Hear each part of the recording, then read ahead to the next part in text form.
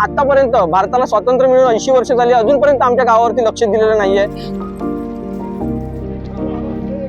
एवढी वर्ष आम्ही खूप सारं सहन केलंय, परंतु आता सहनशक्ती जी आहे ती आमची संपून गेलेली आहे।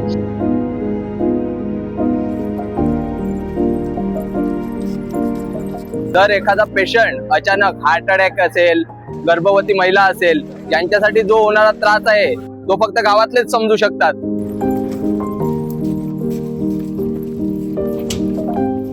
मुंबईहून पालघरकडे जाताना वाढीव हे सर्वात पहिलं गाव लागतं। इथून वसई विरार महानगरपालिका अवघ्या काही अंतरावर आहे। स्वातंत्र्याच्या 80 वर्षानंतर सुद्धा रस्ताच बांधता न आल्यानं या गावातील नागरिकांनी संताप व्यक्त केलाय। गावातील नागरिकांना गावाबाहेर पडण्यासाठी जीव मुठीत घेऊन प्रवास करावा लागतोय। गावाबाहेर पडायचं असेल तर येथील नागरिकांना, विद्यार्थ्यांना आणि रुग्णांना रोज पश्चिम रेल्वेच्या वैतरणा खाडीवर असलेल्या रेल्वे पुलावरून जीवघेणा प्रवास करावा लागतो। याच जीवघेणा प्रवासामुळे आतापर्यंत वाढीव गावातील अनेक जणांना आपला या खाडी पुलावरून जीव गमवावा लागल्याचे धक्कादायक प्रकार सुद्धा समोर आलेत। आम्हाला समस्या असे आहे आम्हाला समस्या तर आमच्या गावासाठी खूप सारे, कारण की चारी बाजूनी वेढलेलं आमचं गाव आहे, पाण्याने चारी बाजूनी वेढलेलं आमचं गाव आहे, वाडी, वैतीपाडा, सरावली। या ठिकाणी आम्हाला रोज वेगवेगळ्या समस्यांना तोंड द्यावं लागतं, परंतु सर्वात मोठी जी समस्या आहे ती आम्हाला आहे येण्या जाण्याचा पर्यायी रस्ता नसल्यामुळे ती आमच्यासाठी खूप मोठी समस्या बनलेली आहे। रोज आम्हाला या रेल्वे रुळावरून जीवघेणा प्रवास करावा लागतो। आमचा पोटापाण्याचा प्रश्न आहे, त्यामुळे आम्हाला वाढीव गावातून कोणी सफाळे, विरार असेल, पालघर असेल या ठिकाणी स्वतःच्या पोटापाण्यासाठी जात असतो, परंतु त्यावेळेला जाताना आम्हाला ह्या रेल्वे रुळावरून प्रवास करून जावं लागतं आणि रोजच आम्हाला हा जीवघेणा प्रवास करावा लागतो। प्रशासनाकडे खूप वेळा मागणी केल्यानंतर देखील अजूनपर्यंत त्या पाठपुराव्याला आजपर्यंत यश आलेलं नाही। आमच्या वरिष्ठांनी देखील खूप सारे पाठपुरावे केले, परंतु ते पाठपुरावे मला तरी वाटते ते एखाद्या कोपऱ्यात पडलेले आहेत की काय, कारण की प्रशासन जे आहे ते आतापर्यंत भारताला स्वातंत्र्य मिळून 80 वर्ष झाली, अजूनपर्यंत आमच्या गावावरती लक्ष दिलेलं नाहीये। 4000 पेक्षा जास्ती लोकसंख्या ज्या गावात आहे त्याला एक जोड रस्ता देणं बंधनकारक आहे, परंतु कदाचित प्रशासन या गोष्टीवरती दुर्लक्ष करत आहे। आणि महत्त्वाचं सांगायचं गेलं तर एवढी वर्ष आम्ही खूप सारं सहन केलंय, परंतु आता सहनशक्ती जी आहे ती आमची संपून गेलेली आहे। त्यामुळे आम्हाला कुठलं तरी एक ठोस पाऊल उचलावं लागेल आणि सरकारचा जो रेल्वे रूळ आहे त्याच्यावरती येऊन आम्हाला आंदोलन करण्यासाठी भाग पाडेल आता सरकार, असं मला तरी वाटते। त्यामुळे सरकारला नम्र विनंती आहे की आमच्यासाठी एक पर्यायी रस्ता द्यावा।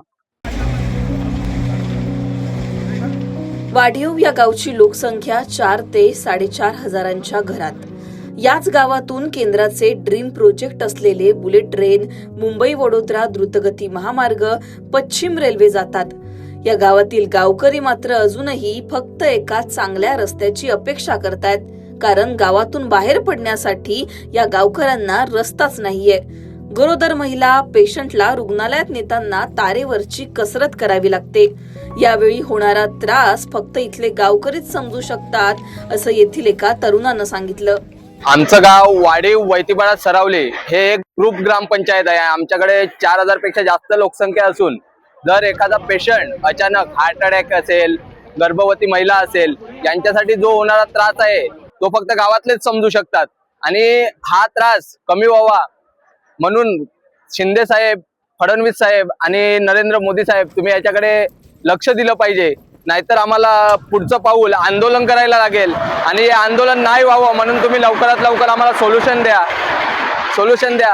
आज बघितलं गावातले कित्येक तरी युवा वर्ग इथे आलेला आहे, कारण की त्यांना त्यांच्या फ्युचरची चिंता आहे, त्यांना त्यांच्या भविष्याची चिंता आहे, म्हणून आज सर्व युवा वर्ग इथे जमा झालेला आहे। त्याला कारण एकच, कारण आम्हाला पर्यायी रस्ता पाहिजे। म्हणून नरेंद्र मोदी साहेब असतील, फडणवीस साहेब असतील, नाहीतर आमचे खासदार सावरा साहेब असतील, डॉक्टर सावरा साहेब असतील, नाहीतर आमदार विलास तरे असतील, यांना कळकळीची विनंती आहे की आम्हाला लवकरात लवकर पर्यायी रस्ता तयार करून द्या। मोदी सरकार रस्ता द्या, नाहीतर आमचा जीव घ्या। गावाबाहेर पडण्यासाठी विद्यार्थ्यांना रोज आपल्या जीवाची कसरत करावी लागते। ट्रेन आली तर खाडीवरील पुलाच्या रॅलींच्या आधारावर काही काळ भीतीच्या छायेखाली ट्रेन जाण्याची वाट बघावी लागते। गाडी एवढी फास्ट येते की बांबूला पकडून उभं राहावं लागतं। आमच्या हक्काचा रस्ता आम्हाला द्या, एवढीच आमची मागणी आहे, अशी कळकळीची विनंती इथल्या विद्यार्थ्यानं प्रशासनाला केली। आम्हाला विद्यार्थी म्हणून म्हटलं की गाडी एवढी फास्ट येते की आम्हाला या बांबू केल्यात ना त्यांना पकडून बसायला लागतं, एवढं आम्हाला भीती वाटते. काय मागणी आहे? आमची एकच मागणी आहे, आम्हाला फक्त रस्ता द्या आमच्या हक्काचा. मी देवेंद्र फडणवीस साहेब आणि मोदीजींना हेच सांगतोय. माझी एकच समस्या आहे, आम्हाला फक्त रस्ता पाहिजे. आम्हाला माझं एकच मत आहे. आणि फक्त एखाद्याच्या अर्जन्सी म्हणजे एखादी बाई असेल, काय म्हणजे मनुष्य असेल, त्याचं काय झालं असेल अर्जन्सी मध्ये, मग दवाखान्यात इकडून 4 किंवा 5 किलोमीटर आहे आणि किमान इकडून गाड्या सुद्धा येतात. मग तर त्यांचं काय होईल, त्यांचं काय होईल म्हणजे प्रत्येकी ते माझं फक्त, आणि आम्हाला फक्त रस्ता पाहिजे बस. मुंबईपासून हाकेच्या अंतरावर असलेल्या पालघर जिल्ह्यात मूलभूत सुविधांचा अभाव ही काही नवीन गोष्ट नाहीये. येथील नागरिकांना अनेक अडचणींचा सामना करावा लागतो.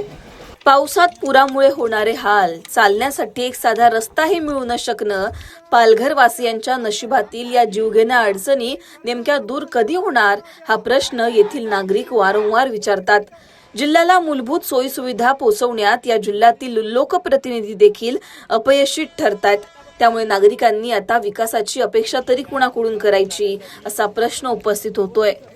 Rahul Patil, Palghar, bureau report, Lokmat.